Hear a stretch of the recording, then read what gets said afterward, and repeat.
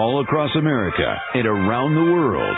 This is Veterans Radio. This is Veterans Radio.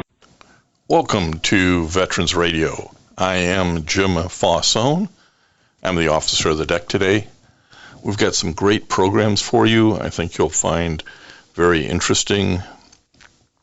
We always want to remind you can find more about Veterans Radio at its Facebook site or by going to veteransradio.net, where we're on the web 24/7. You can find a lot of our podcasts there as well.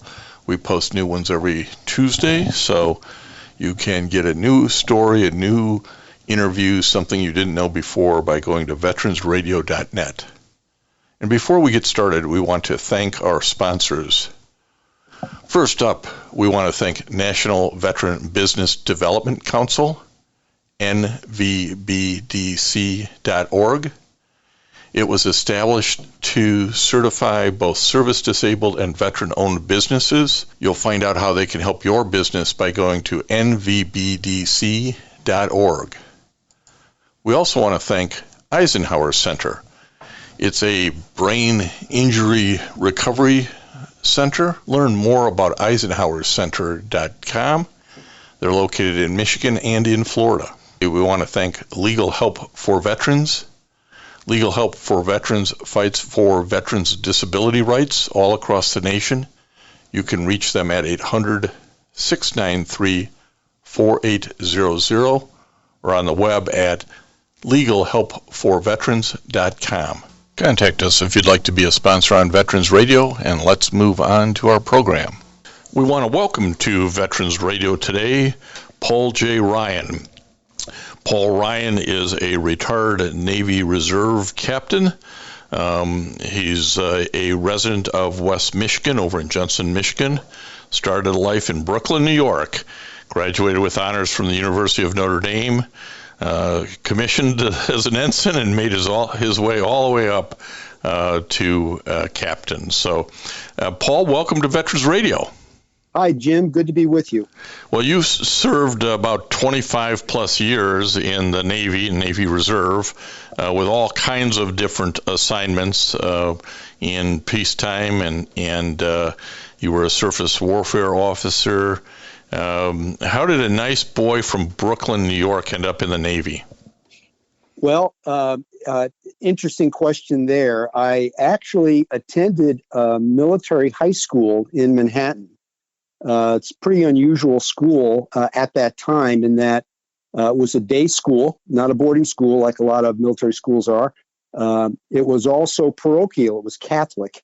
And the military program at that time was mandatory through the Junior Army ROTC program. Fell in love with that and was looking, when I was getting ready to graduate, looking at colleges, and I couldn't afford to go without a scholarship. So I was looking at Army and Navy ROTC scholarships and decided I didn't want to get that dirty by being in a foxhole, so I applied for a Navy scholarship and was fortunate enough to get it. Graduated from Notre Dame's Navy ROTC program with my bachelor's degree 2 weeks after the Vietnam War ended. The war ended April 30th, 1975, when the Viet Cong captured Saigon, and I was commissioned on May 17th. So I just missed the Vietnam War by 2 weeks. But you had obviously a very interesting career and one that you enjoyed because you stayed. Yes, I was on active duty for 5 years. All of that in San Diego. Made one peacetime deployment to the Western Pacific on a destroyer. Was the oldest destroyer on active duty with the Navy at that time. Was built in 1946, and stayed with that until 2005. You had a very interesting civilian career in banking as well. We're involved with Fifth Third Bank in Grand Rapids, which, if you're old enough like me, you know as the predecessor was Old Kent Bank, which had a great reputation. So you had a very fulfilling civil career as well. Yeah, I was 37 years in banking when you stitched together my time with Fifth Third and time with Old Kent, and most of that, just about all of it, was in the trusts and estates and investment planning area. A very interesting career, met a lot of interesting people, employees, vendors, as well as clients, and really a lot of interesting situations and some interesting business travel as well. So you stayed involved in your civilian career with military matters as well and veteran matters. You participated in the Michigan Committee for Employer Support of the Guard and Reserve, or ESGR. You were active with the Military Officers Association of America, the United Veterans Council of Kent County, and the West Michigan Veterans Coalition. And all of that's to say you are currently a board member on the Michigan Military and Veterans Hall of Honor. And that's kind of why we have you on today, because we want to talk about an upcoming induction ceremony. Right. Open to the public, free and open to the public. So come on and join us if you find yourself in Lansing on November 19th. Well, let me turn now to the induction ceremony for the class of 2021. And as I said earlier, we're talking to Paul Ryan, who happens to be the induction ceremony chair, board member of the Michigan Military and Veteran Hall of Honor. Paul, it's kind of a challenge to do two induction ceremonies on the same day, but you got a great class for 2021. Why don't you tell us who's in that class? Yeah, another great class for 2021. In the military category, we have Pete Dawkins, Army vet, was a general. Catherine Farrell with the Michigan Army National Guard. Adolph McQueen, who served in both the Marine Corps and the Army, private to two-star general. Suzanne Parrish, aviation pioneer. Jeffrey Stitzel, long and distinguished career in the Army. Catherine White, one-star general with the Army National Guard. As in the veterans category, we have Joseph Gablesberger, Army vet, another private to lieutenant colonel story, rags to riches. Thomas Haas, Coast Guard veteran, academician. Mike Rogers, Army veteran. Joseph Schwartz, Navy veteran, combat surgeon in Vietnam, and Sid Taylor, a Marine veteran and entrepreneur. Again, a great mix of people, different branches, different experiences, different eras. We're going to ask you to drill down on a few of these in a moment. But it's really an interesting mix, a lot different than the 2020 mix and the 2019 mix. And I think that's what the board's going for. Tell us a little bit about sort of that overriding goal to represent all folks in this Hall of Honor. Yeah, we while we focus on achievement, Jim, we want to be aware of the benefits of diversity. We actually see that in the board as well. We want a mix of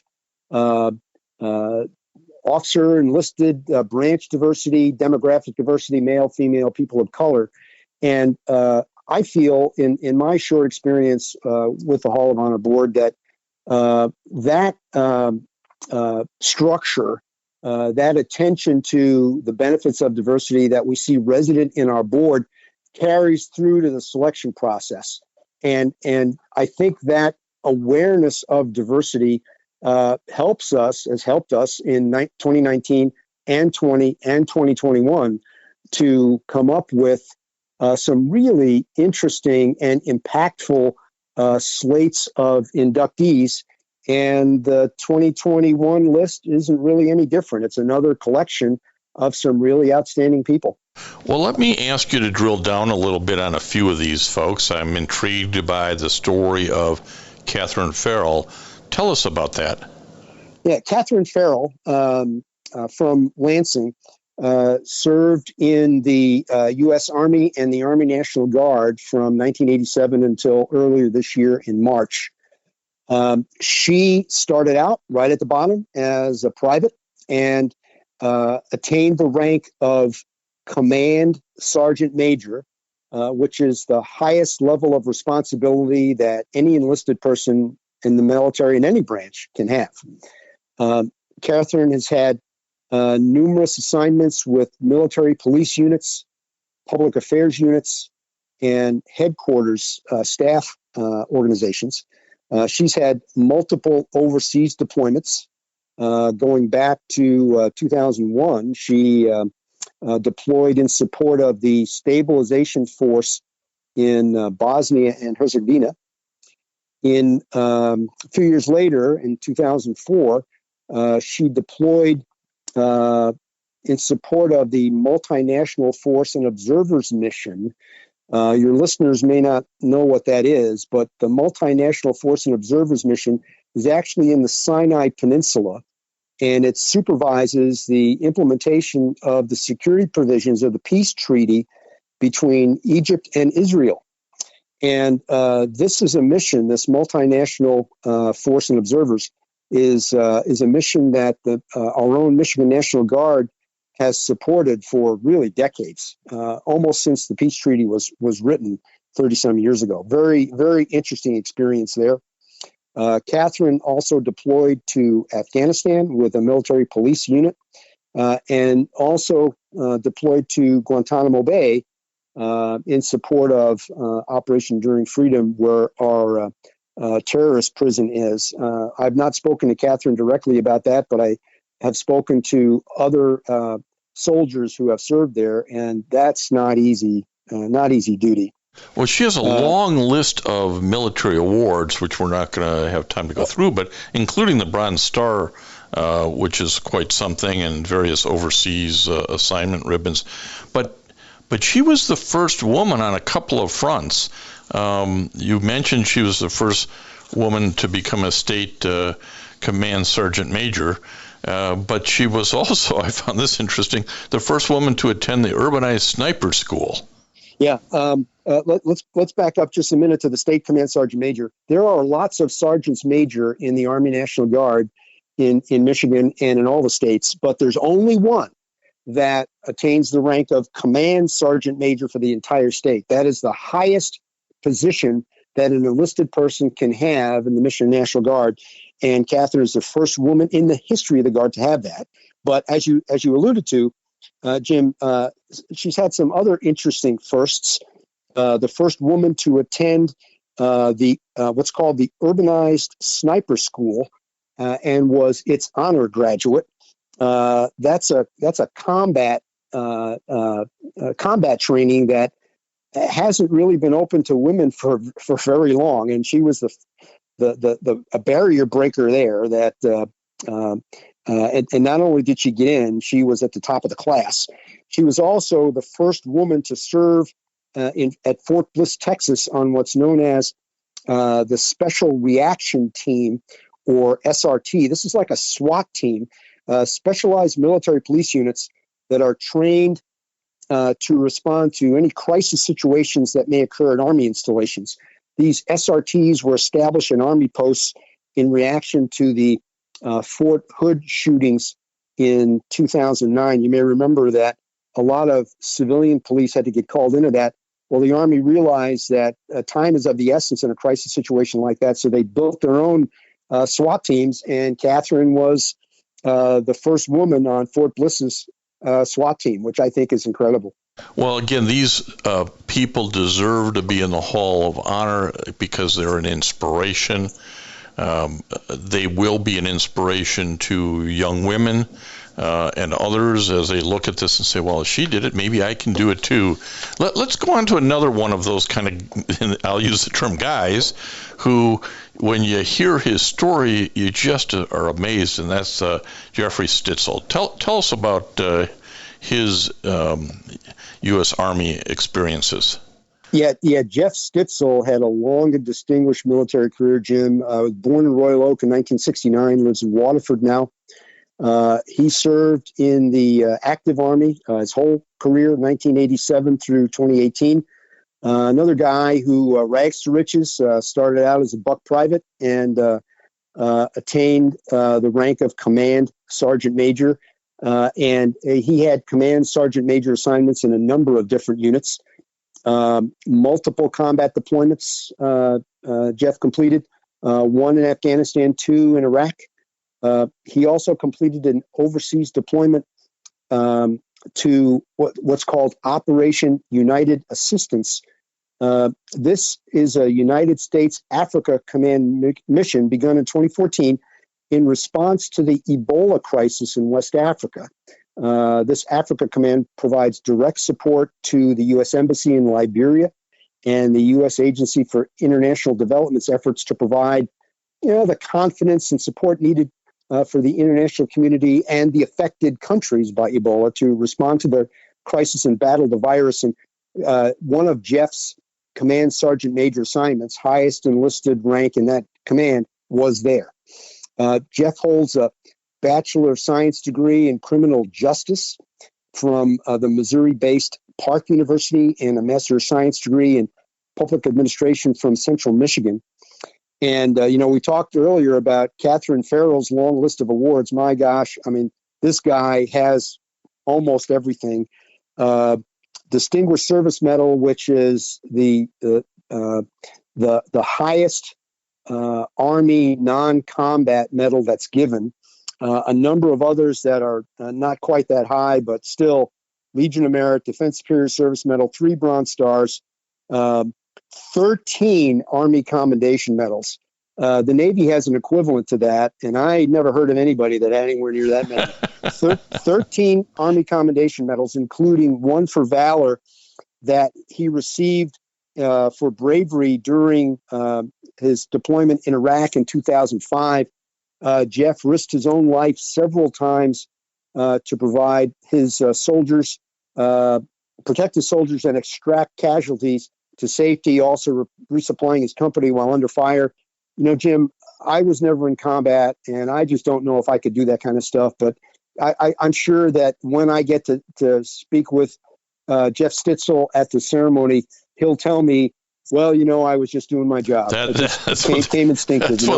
That's what they all say, just doing my job. I'd also point out, because I think this tells you how his peers viewed him, he received the Department of Army Non-Commissioned Officer of the Year recognition in 2002. And he the very first awardee for that recognition. That's right.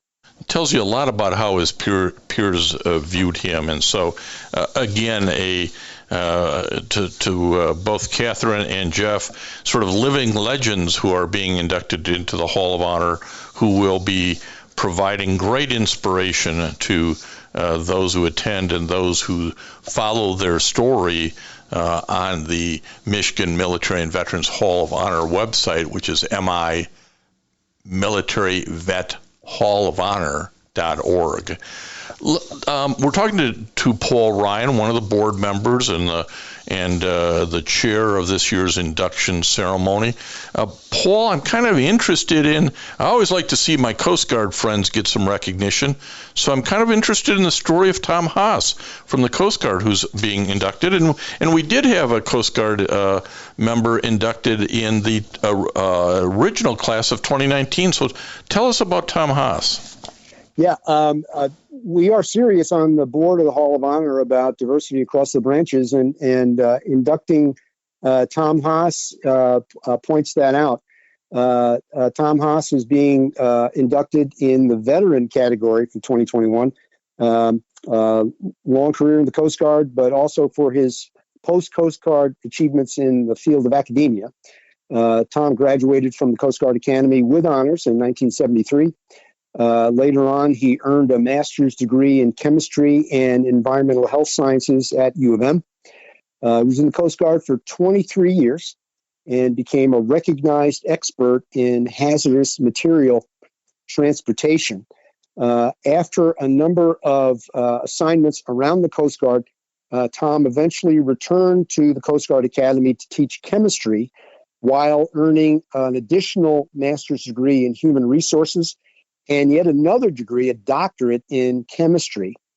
In 1989, his chemistry and hazmat cleanup expertise was crucial to the Coast Guard's response to the Exxon Valdez oil spill in Alaska. Tom retired from active service in 1996 from the Coast Guard, but remained at the Academy as its chief academic officer.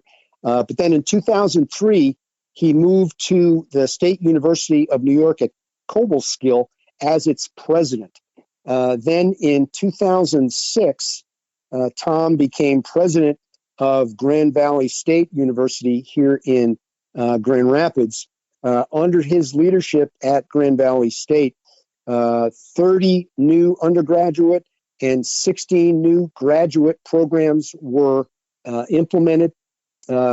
He was instrumental in opening Grand Valley's Detroit facilities and adding 2.5 million square feet in buildings with LEED certifications, either silver, gold, or platinum. Because of these efforts, Tom was named the 2010 Michigan Green Leader. He also served as chair of the governor's 2016 Michigan 21st Century Education Commission. With respect to support for veterans, while he was president at Grand Valley State, he actually became a national leader in initiatives to support veterans' educational opportunities, including support for the Folds of Honor Scholarship Program. And these efforts and others earned Grand Valley gold status as a vet-friendly educational institution from the Michigan Veterans Affairs Agency. Really a great guy that had some very strong careers in both service of the Coast Guard and in the field of academia. Well, there's no doubt that Coast Guard Captain retired Thomas J. Haas should be in the Hall of Honor. There's one little story I want to pull out of his bio, which is one of the assignments he was on the Coast Guard cutter Mackinac, which was up in Traverse City. And it's noted here he met his wife Marcy in Traverse City while the Mackinac was docked in town for a week. It would turn out to be one of his favorite assignments. So, Michigan true and true here. So it's great to have Tom Haas going into the Hall of Honor. But Paul Ryan, I want you to tell us about a good old-fashioned Marine grunt, Sid Taylor, who's also going in. Yeah, Jim, I love this story. Sid Taylor is another 2021 inductee in the veteran category. He was in the U.S. Marine Corps in the 60s, combat veteran from Vietnam, machine gunner. He comes back from the war, puts off the uniform, and gets right into it in a civilian career. He, in the automotive industry primarily, 48 years of service to the automotive industry, 22 of those years were with General Motors. He formed his own company, SET Enterprises, in 2008, was ranked as the 8th largest African-American owned company in the United States at that time. He's got he led the Real Life 101 Scholarship Fund for 17 years. Real Life 101 Scholarship Fund provides scholarships to at-risk college-bound students. He received his business degree from the University of Detroit. He has an honorary doctorate of humane letters from Madonna University. Taught statistical techniques and applications for manufacturing processes at Oakland University and St. Clair College in Canada while he was at General Motors. His accolades and community board positions are almost too numerous to mention. And Sid is one of these veterans who never lost sight of that service. He learned so much in service. He applied those lessons he learned in service and then made sure he gave back. He sits, I know, on the National Veteran Business Development Council, nvbdc.org, helping veterans get certified and do work with companies looking for veteran-owned businesses. He was on the board of the Montford Point Marines of America. I mean, Sid's one of those guys, and you look at him and go, yep, that's, once a Marine, always a Marine, and he always has stayed true to helping veterans, hasn't he? Oh, yes, he has. He has excelled. Sid has excelled in service to veterans and achievements in the philanthropic area and in business, and has been recognized numerous times for that. I have personally not met him, but I can't wait to shake his hand.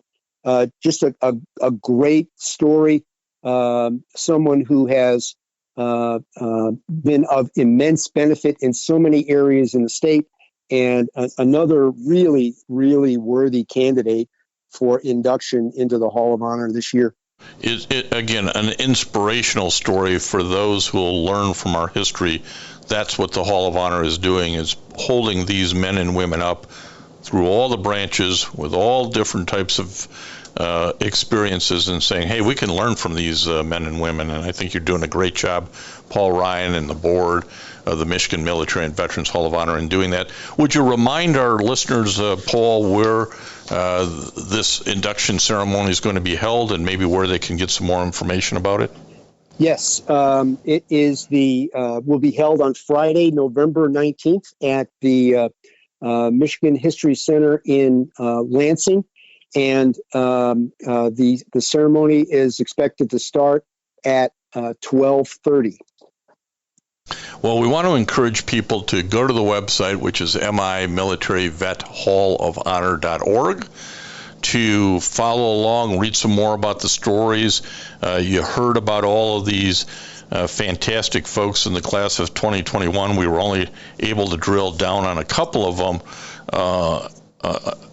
Adolph McQueen's story is very interesting. Susan Parrish's story as an aviation pioneer, a woman pioneer, very interesting. There's a couple of congressmen in there, former Congressman Mike Rogers and Joe Schwartz, but it's the story you're really telling in the Hall of Honor is their service before they became congressmen and what they did afterwards that kind of gets them into this. So some really interesting stories we weren't able to touch on.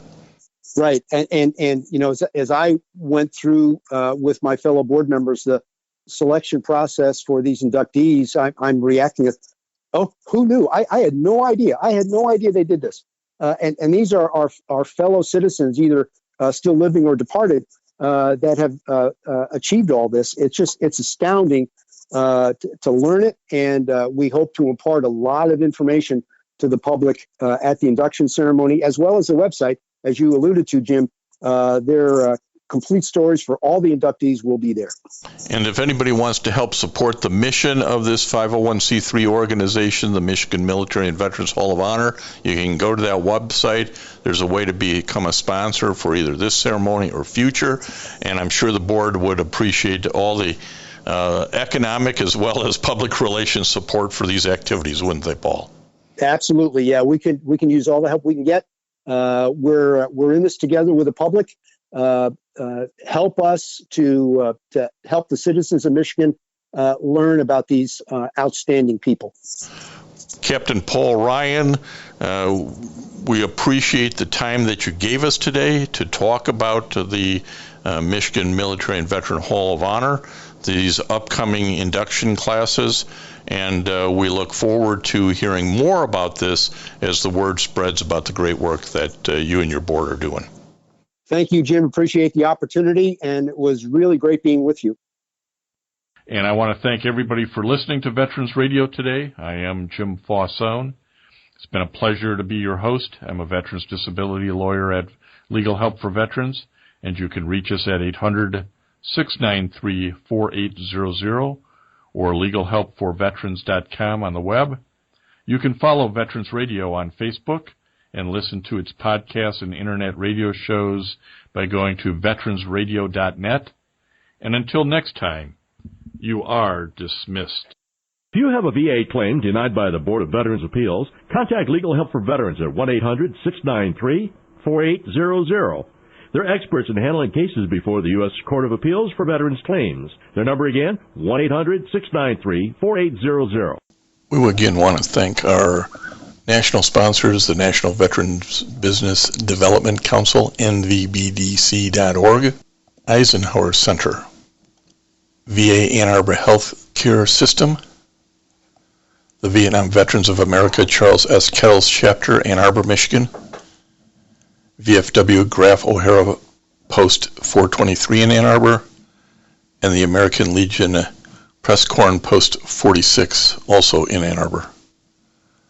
They keep us on the air, as does your support. Go to Facebook, go to veteransradio.net, and support our efforts. And until next time, you are dismissed. With the Lucky Land Slots, you can get lucky just about anywhere. This is your captain speaking. We've got clear runway and the weather's fine, but we're just going to circle up here a while and get lucky. No, nothing like that. It's just these cash prizes add up quick. So I suggest you sit back, keep your tray table upright, and start getting lucky. Play for free at LuckyLandSlots.com. Are you feeling lucky? No purchase necessary. Void where prohibited by law. 18+ terms and conditions apply. See website for details.